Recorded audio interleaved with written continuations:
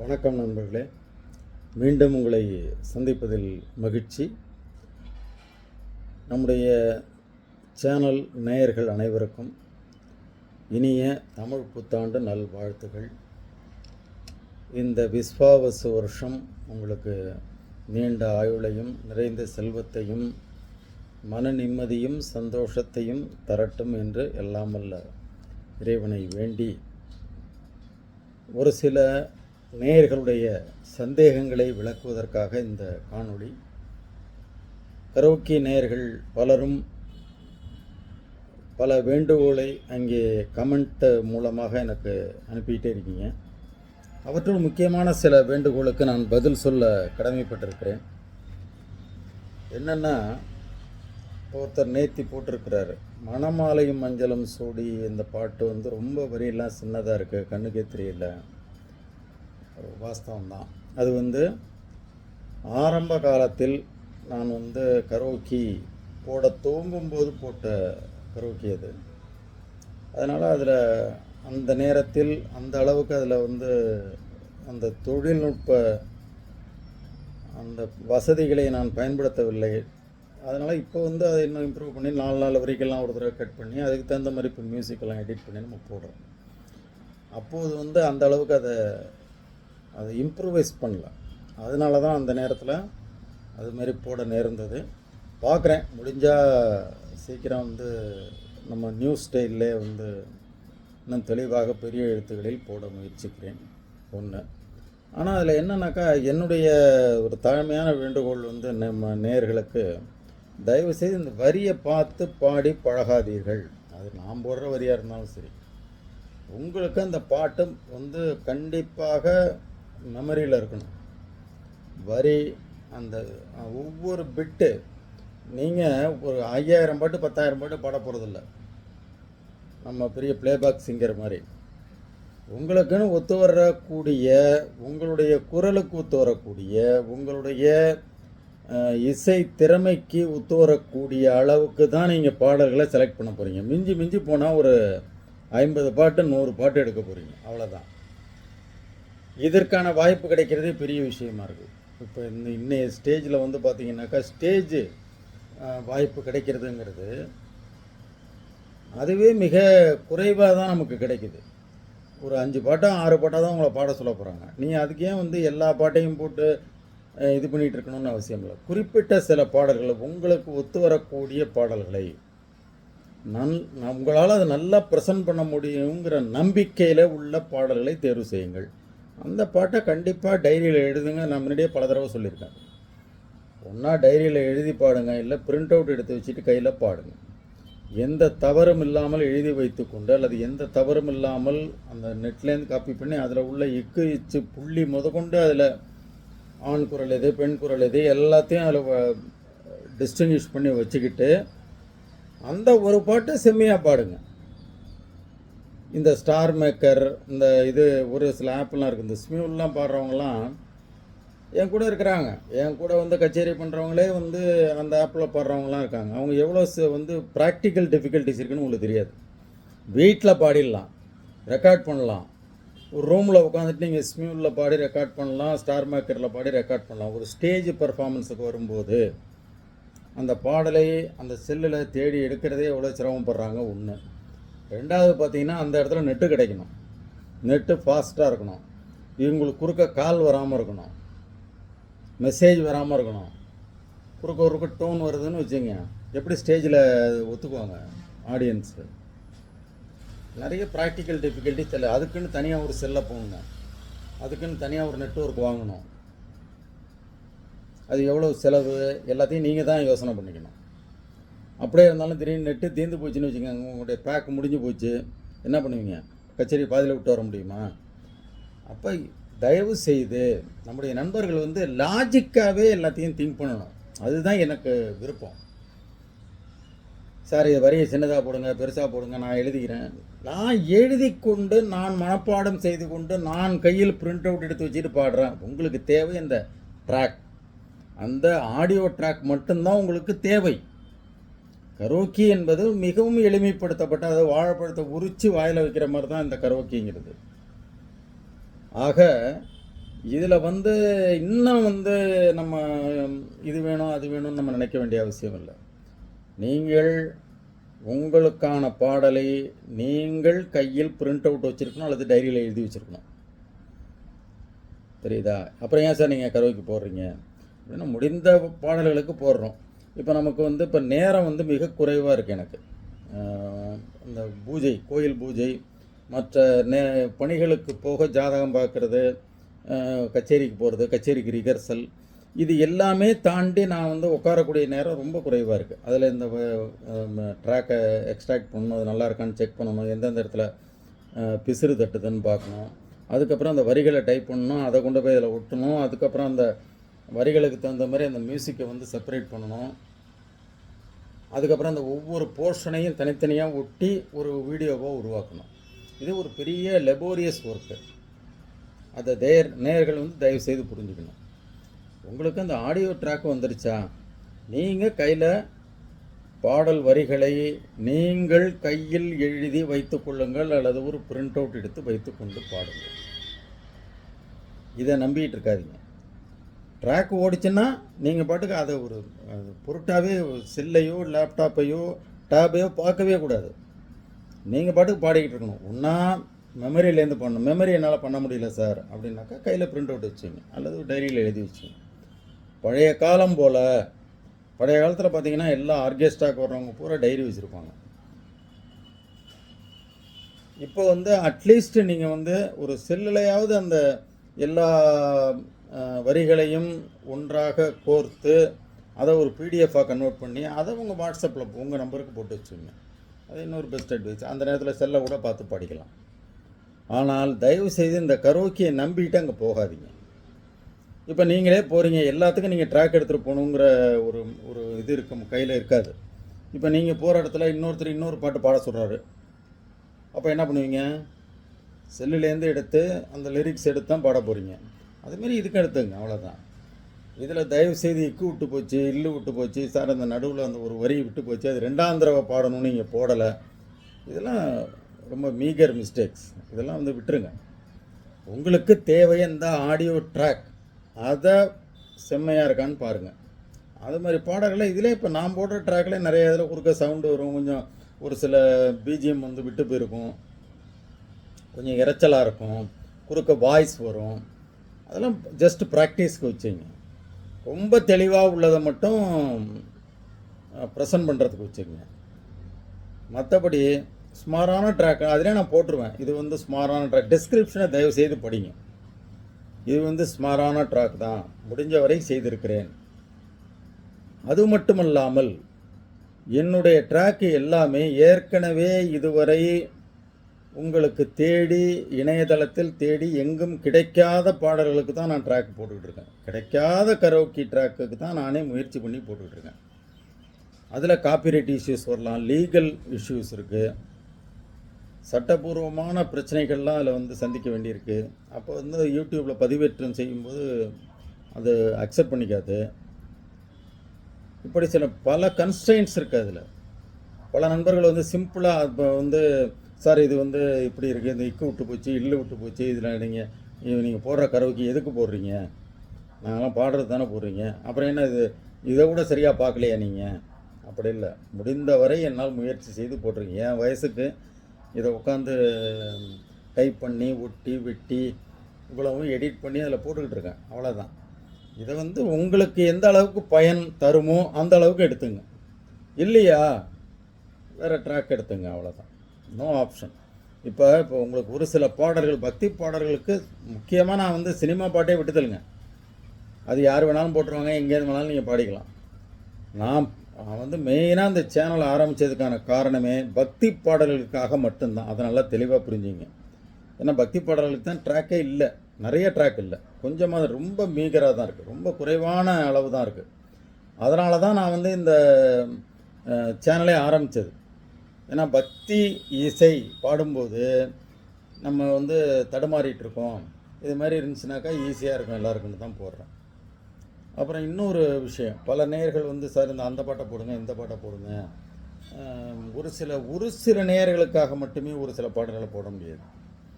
ஒருத்தர் கேட்குறாருன்னு வச்சுங்களேன், அவர் என்ன பண்ணலான்னா என்னுடைய வாட்ஸ்அப்பில் எனக்கு அவருடைய ரிக்வஸ்ட் அனுப்புனார்னா அவருக்கு MP3 ஆடியோ ட்ராக்கை மட்டும் அனுப்பிடும், நீங்கள் வந்து வரியை வச்சு பாடிங்க.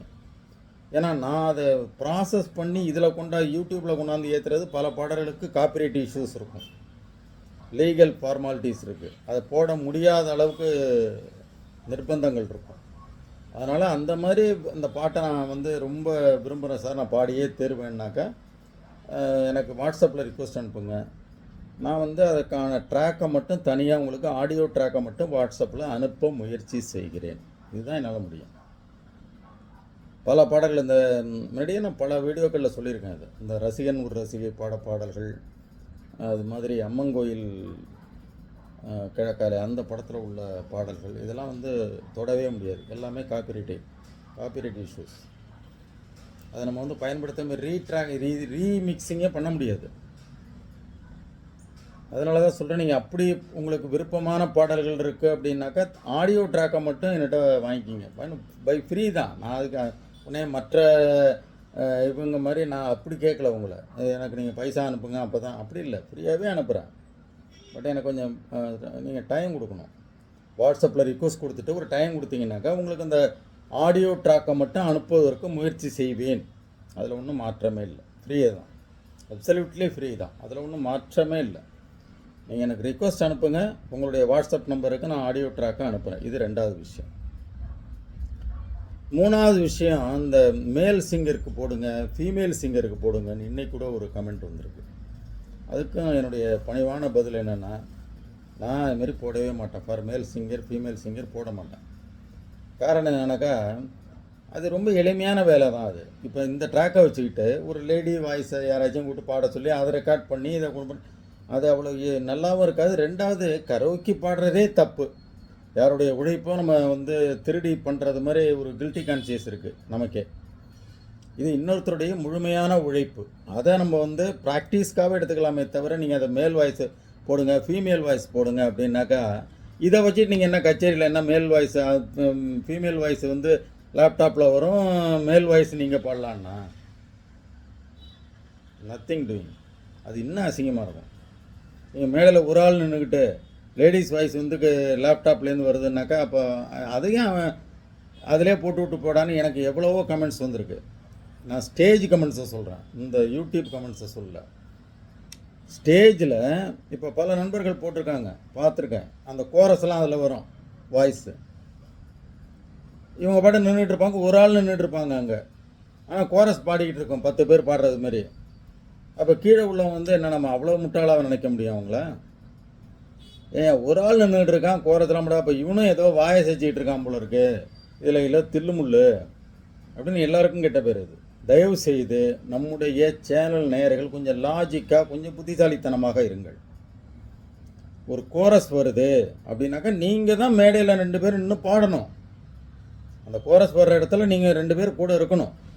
அப்போ தான் அந்த கச்சேரிக்கு மரியாதை, அந்த இசை நிகழ்ச்சிக்கு அப்போ தான் மரியாதையே. ஃபீமேல் வாய்ஸ் இதில் வரும், மேல் வாய்ஸ் அதில் வரும், கோரஸ் அதில் வரும்னா நீங்கள் எதுக்கு நீங்களும் பாடவே வேண்டியில்லையே? அப்படி நீங்கள் பாடி இப்போ உங்கள் ஒரு வாய்ஸை மட்டும் அதில் பாடி இப்போ என்ன பண்ண போகிறீங்க? தயவு செய்து கொஞ்சம் லாஜிக்காக திங்க் பண்ணுங்கள். இந்த மேல் வாய்ஸு ஃபீமேல் வாய்ஸு கோரஸை போடுங்க சார், இதில் கோரஸே வரல, அதில் கோரஸ்லாம் வருது அப்படின்னா அந்த ட்ராக் எடுத்துங்க. என்னுடைய சித்தாந்தத்தை நல்லா கேட்டுங்க, என்னுடைய கொள்கையை கேட்டுங்க. இது வந்து ஒரு பயிற்சிக்காக தான் நானே போட்டுக்கிட்டு இருக்கேன். இதை வந்து நீங்கள் ஸ்டேஜ் பர்ஃபார்மன்ஸுக்கு தயவு செய்து எடுத்துக்காதீங்க. ஒன்று இல்லை, யாராச்சும் ஒரு உங்களுடைய நண்பர்கள் மத்தியில் பாடுறீங்க, ஒரு திருமணத்தில் பாடுறீங்க அப்படின்னாக்கா, உங்கள் நண்பர்கள் மத்தியில், உறவினர்கள் மத்தியில், வீட்டில் பாடுறீங்கன்னா இது எல்லா போர்ஷனுக்கும் ஆளை வச்சுக்கிட்டு பாடுங்க. இல்லாட்டி அந்த மாதிரி பாடலை தேர்வு செய்யாதீங்க. கோரஸ் வர்ற பாட்டை எடுக்காதீங்க, ஃபீமேல் வாய்ஸ் வர்ற பாட்டை எடுக்காதீங்க, மேல் வாய்ஸ் தனியாக வேணும்னா எடுக்காதீங்க. அந்த மாதிரி பாட்டை உங்களுக்கு எது ஒத்து வருமோ, நீங்கள் சோலோவாக பாட விரும்பினால் சோலோ சாங்ஸை மட்டும் எடுங்க. டூயட் பாட விரும்பினால் கூட ஒரு பெண் பாடகரை வைத்து கொண்டு பாடுங்கள். இதுதான் என்னுடைய பணிவான வேண்டுகோள். இதுலேயும் நம்ம ஏற்கனவே கரோக்கிங்கிறதே ஒரு அடுத்தவர்கள் உழைப்பை சுரண்டி மியூசிக் அதில் போட்டுக்கிட்டு நம்ம பாடுறதுங்கிறதே ஒரு அபத்தமான விஷயம். ஏன்னா ஒரு கரோக்கி வடிவமைப்பாளரே ஒரு டிசைனரே இப்படி சொல்கிறேன்னு நினைக்காதீங்க, அதுவே தப்பு தானே. அது வந்து ஒரு இசைக்கலைஞருடைய கடுமையான உழைப்பில் நான் தான் டிஸ்க்ளைமர் போட்டுக்கிட்டே இருக்கிறேன்.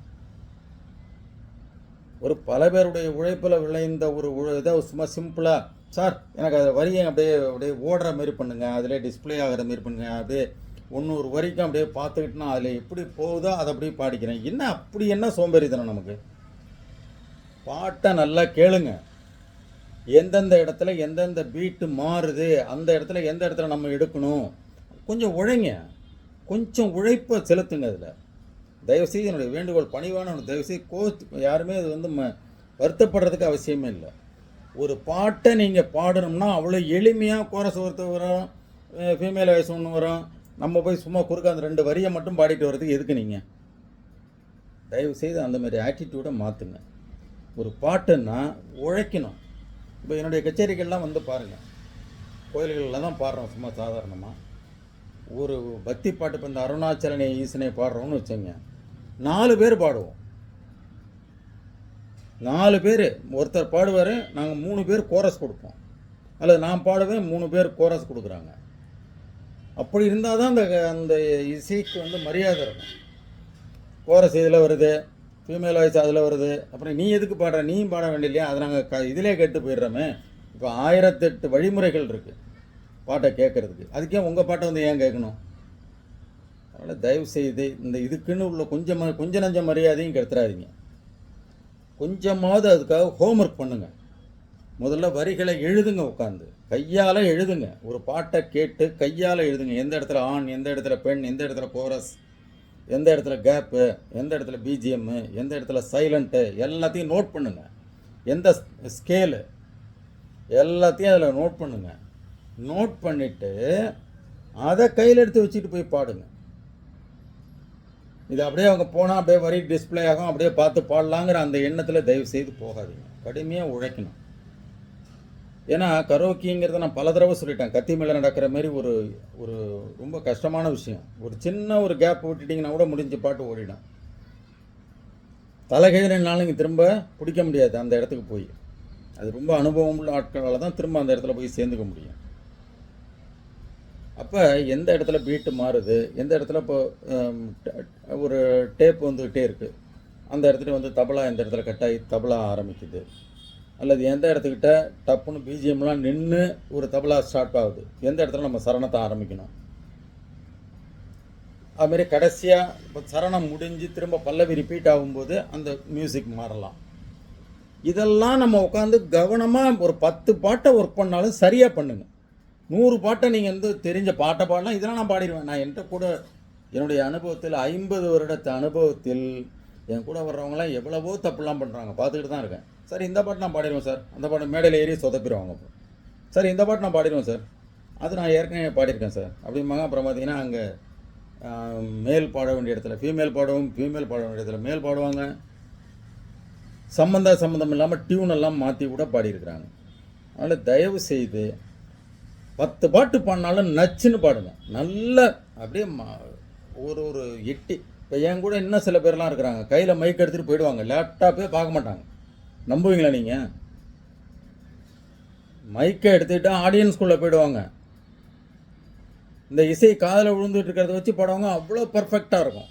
அது சாதாரண பாட்டுலாம் இல்லை, ரொம்ப சிரமமான பாடல்களை கரெக்டாக அவங்க மேல் டூயட் கூட பாடுவாங்க. அதேமாதிரி மேடையில் ஒருத்தர் பாடிக்கிட்டு இருப்பார், அல்ட்டி இன்னொருத்தர் இருக்கார், மேல் தனியாக போயிடுவார், ஆடியன்ஸ் ஒரு சைடில் இருப்பார், ஃபீமேல் ஒரு பக்கம் போயிடுவாங்க. 2 பேரும் லேப்டாப் வந்து மேடையில் இருக்கும். இவங்க கல்யாண வீட்டுக்குள்ளே ஆடியன்ஸ்குள்ளே போய் பாடிக்கிட்டு இருப்பாங்க. அதுதான் எபிலிட்டி, அதுதான் திறமை, அதுதான் மரியாதை.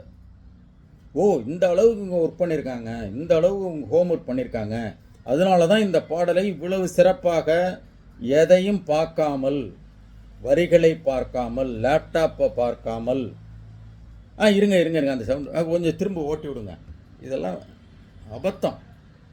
தயவு செய்து நம்முடைய சேனல் நேயர்கள் இது போன்ற கேள்விகளை தயவு செய்து இனிமே கேட்காதீங்க. இந்த சின்ன வரி சின்னதாக இருக்குது, பெருசாக இருக்குது, இது கண்ணுக்கு தெரியல, இந்த இடத்துல அந்த இது உங்களுக்கு தலைகீழ் மனப்பாடமாக அந்த பாட்டு தெரியணும் ஃபஸ்ட்டு திங். அடுத்தது அதில் உள்ள சின்ன சின்ன நுணுக்கங்கள், எந்த இடத்துட்ட ஒரு ஒரு சின்ன சின்ன முக்கல் முனகல் சத்தம் வந்தால் கூட அதை நீங்கள் அந்த எந்த இடத்துட்ட வருது ஊன்னாங்க அது கூட உங்களுக்கு தெரியணும். அப்போ தான் நீங்கள் அந்த பாட்டை சுத்தமாக ப்ரெசென்ட் பண்ண முடியும். இல்லாட்டி சார் அது நீங்கள் சிரிப்பு அந்த இடத்துல ஒருத்தர் போட்டிருக்காரு, எனக்கு என்ன பண்ண சிரிக்கிறதா அழுகுறதான்னு தெரியல. சார் அந்த இடத்துல நீங்கள் சிரிக்கணும்னு போடுங்க சார். நான் உட்காந்து அழுதுகிட்டு இருக்கேன். ஒரு எஸ்பி பாலசுப்ரமணியம் பாட்டு அதில் சொல்கிறார் அவர் எனக்கு கமெண்ட்டில், சிரிப்புன்னு அந்த இடத்துல போட்டுருங்க சார், அப்போ தான் நாங்கள் சிரிப்போம். இது எவ்வளோ அபத்தமாக இருக்குன்னு பார்த்துங்க, எவ்வளோ கன்றாவியாக ஒரு கமெண்ட்டு பாருங்கள். அதனால் தயவு செய்து இந்த ஆடியோ ட்ராக்கை மட்டும்தான் நீங்கள் எடுத்துக்கணும். இதுலேருந்து வரிகள்ங்கிறது ஒரு கூடுதல் அட்வான்டேஜ் தான் உங்களுக்கு. அது வரிகள் இருப்பது, நீங்கள் தனியாக வரிகளை வச்சுக்கிட்டு தான் பாடணும். இது வந்து ஜஸ்ட் ஃபார் கைடன்ஸ், அவ்வளோதான். ஓகேவா? தயவுசெய்து இதில் நான் வந்து உங்களை இதில் விருப்பத்துறேன்னு நினைக்கிறேன். இவன் பெரிய கரோக்கி போடுறான், இதுக்கு நம்ம போய் வரியை தேடிடணும். இப்படி பாடி பழகுங்க, அப்புறம் உங்களுக்கே தெரியும் அதோடைய மரியாதை. இது பூரா ஹோம்ஒர்க் பண்ணிவிட்டு இப்போ நான் சொன்ன மாரி லேப்டாப் மேடையில் இருக்கணும், நீங்கள் கீழே போய் பாடிக்கிட்டு இருக்கணும்.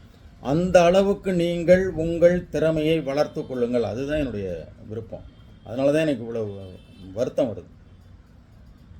அந்த அளவுக்கு கூட ஒரு பாட்டில் உழைப்பை செலுத்தி அந்த இசையை ப்ரெசென்ட் பண்ணலனாக்கா நீங்கள் பாட வேண்டிய அவசியமே இல்லை. நிறையா ஒர்க் பண்ணுங்க, ஹார்ட் ஒர்க் பண்ணுங்க. அப்படியே எளிமையாக அப்படியே வரி வரும், அதில் அப்படியே என்லைட் ஆகும், நம்ம அப்படியே டிஸ்பிளே ஆக நம்ம அப்படியே பாடிக்கிட்டே போகலாம். தயவு செய்து அந்த ஆட்டிடியூடை விட்டுருங்க. ஏனென்றால் நீங்கள் ஒரு பாடகர் என்றால் நீங்கள் இன்ஸ்ட்ருமெண்ட்டோடையும் பாடணும். இப்போ பல பேர் இப்போ இந்தமாரி பாடினவங்களாம் பூரா இப்போ சரிகம போல் போய் மாட்டிக்கிட்டாங்க. ஒரு இந்த ரியாலிட்டி ஷோவில் போய் இப்போ சூப்பர் சிங்கர் இதெல்லாம் போய் மாட்டிக்கிட்டாங்க. அவங்க இன்ஸ்ட்ருமெண்ட்டை வச்சுக்கிட்டு இருக்கும்போது நீங்கள் அங்கே போய் வரியை ஓட்டி காட்டுங்கன்னா சொல்ல முடியும்? இன்ஸ்ட்ருமெண்ட்டோடையும் பாட தெரியணும். நீங்கள் கரோக்கிங்கிறது உங்களுக்கு பயிற்சிக்கு மட்டும்தான். நீங்கள் இன்ஸ்ட்ருமெண்ட்டோட பாடும்போது என்ன பண்ணுவீங்க? வரி யார் காட்டுவா உங்களுக்கு? அப்போ நீங்கள் கையில் எழுதி வச்சுக்கிட்டோ பிரிண்ட் அவுட் எடுத்து வச்சுட்டு தானே பாட போகிறீங்க, இல்லை செல்லில் வச்சுட்டு தானே பாட போகிறீங்க. அதே ஃபார்முலாவை இங்கேயும் அடாப்ட் பண்ணுங்கள். இன்ஸ்ட்ருமெண்ட்டோட பாடினா எப்படி பாடுவீங்களோ அப்படி தான் கரோக்கியும் பாடணும். அதுதான் என்னுடைய முக்கியமான வேண்டுகோள். அதுதான். நிறைய ஒர்க் பண்ணுங்கள். ரொம்ப அதிகமாக நிறையா பாட்டை நீங்கள் எடுத்துக்கிட்டு ப்ராக்டிஸ் பண்ணணுன்னு அவசியம் இல்லை. உங்களுக்கு எது ஒத்து வருமோ, உங்கள் குரலுக்கு எது ஒத்து வருமோ அந்த பாட்டை எடுத்தால் அதை நல்லா ப்ராக்டிஸ் பண்ணுங்கள். அதில் உள்ள சின்ன சின்ன ஒரு மாற்றங்கள் கூட உங்களுக்கு தெரியணும். எந்த இடத்துல எத்தனை செகண்டு, எந்த இடத்துல நம்ம ஆரம்பிக்கணும், அவ்வளவும் அதில் நீங்கள் தலைகீழ் மனப்பாடமாக இருக்கணும். அப்போ தான் ஒரு பாட்டை நீங்கள் வந்து சிறப்பாக பாடி உங்களால் பாராட்டு பெற முடியும். இந்த மாதிரி மேம்போக்கா வரி வரணும் சார், எனக்கு அதில் டிஸ்பிளே ஆகணும் சார், இன்லைட் ஆகணும்னாக்கா நீங்கள் கடைசி வரைக்கும் ஒரு சிறந்த பாடகராக வரவே முடியாது.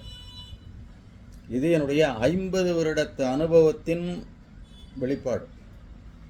இதில் ஏற்றுக்கிறதும் உங்களுடைய இஷ்டம். ஆனால் இப்படி செஞ்சால் தான் நீங்கள் ஒரு சிறந்த பாடகராக மாற முடியும்.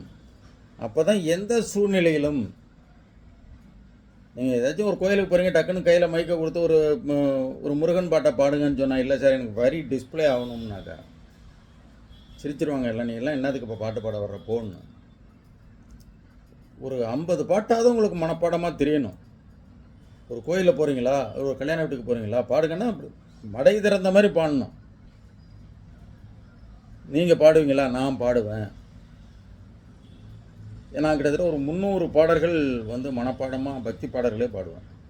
கோயிலில் கொண்டா விட்டா வரிசையாக விநாயகர்லேருந்து ஆரம்பித்து முருகன், சிவன், அம்மன், ஐயப்பன், ஆஞ்சநேயர், பெருமாள், பாபா அப்படின்னு பாட்டு ஒரு 300 பாட்டு வரிசையாக மனப்பாடமாக பாடுவேன் என்னுடைய வயசுக்கு. அப்போ நீங்கள் மற்ற வயதுக்காரர்கள்லாம் யோசனை பண்ணுவீங்க. முதல்ல பாட்டை மனப்பாடம் பண்ணுங்க. அதில் உள்ள சின்ன சின்ன நுணுக்கங்களையும் சங்கதிகளையும் நல்லா கூர்ந்து கவனிங்க. எந்த இடத்துல ஒரு சின்ன டிரான்சிஷன் இருந்தாலும் அதை நீங்கள் வந்து அப்சர்வ் பண்ணி வச்சுருந்தீங்கன்னா தான் அந்த பாட்டை சரியாக ப்ரெசென்ட் பண்ண முடியும். ஒரு சில பாட்டு பார்த்தீங்கன்னாக்கா லேடிஸ் வாய்ஸ் முடியறதுக்குள்ளே அந்த இடத்துல போய் இந்த மேல் வாய்ஸ் வந்து மெர்ஜாகிற மாதிரி பாட்டெலாம் இருக்கும். நீங்கள் அதெல்லாம் கூர்ந்து கவனிக்கணும். அது முடியறதுக்குள்ளே இது டக்குன்னு ஆரம்பிக்கும். அந்த முடிகிற அந்த செகண்டுக்குள்ளவே ஆரம்பிச்சிடும். அந்த பாட்டெலாம் என்ன பண்ணுவீங்க? இருங்க அதை பாடி முடிக்கட்டும்னா உட்காந்துருக்க முடியும்? தயவு செய்து இந்த மாதிரி ஆட்டிடியூடை வளர்த்துக்காம ஒரு சிறந்த பாடகராக நீங்கள் ஆக வேண்டுமென்றால் என்னுடைய டிப்ஸை கேளுங்க. இல்லையா, நீ எல்லாம் வந்து எங்களுக்கு ஆலோசனை சொல்ல வந்துட்டியாப்பா, பரவாயில்ல, நாங்கள்லாம் ஏற்கனவே அதுமாரி வரி ட்ராக்கெல்லாம் நிறையா இருக்குது, ஆப்லாம் இருக்குன்னா பாடிங்க, எனக்கு ஒன்றும் ஆட்சேபணம் இல்லை. நான் என் சேனல் நீங்கள் பாடியே தீரணும். இது வந்து முழுக்க முழுக்க ஃப்ரீ. நீங்கள் எடுத்து பயன்படுத்திக்கிறதும் உங்களுடைய விருப்பம். எடுத்து பயன்படுத்தி நான் என்னுடைய சொல்கிற இந்த சின்ன சின்ன டிப்ஸை ஃபாலோ பண்ணிங்கன்னா நீங்கள் சிறந்த பாடகராக வருவதற்கு நிறைய வாய்ப்புகள் இருக்குது. இல்லை, நான் இப்படியே வரி வர்றதை இன்லைட் ஆகிறத பாட்டு டிஸ்பிளே ஆகிறத பார்த்து நான் பாடுறேன்னாக்கா அட் யுவர் சாய்ஸ். என்னுடைய வார்த்தைகளில் எதுவும் கடுமை இருந்துச்சுன்னா தயவுசெய்து மன்னித்து, என்னுடைய பேச்சில் உள்ள நியாயத்தை தயவுசெய்து உணர்ந்து, என்னுடைய கருத்தில் உள்ள நியாயத்தை உணர்ந்து நீங்கள் அனைவரும் மிகச்சிறந்த பாடகராக வர வேண்டும் இந்த தமிழ் புத்தாண்டில் வாழ்த்தி விடைபெறுகிறேன். நன்றி, வணக்கம்.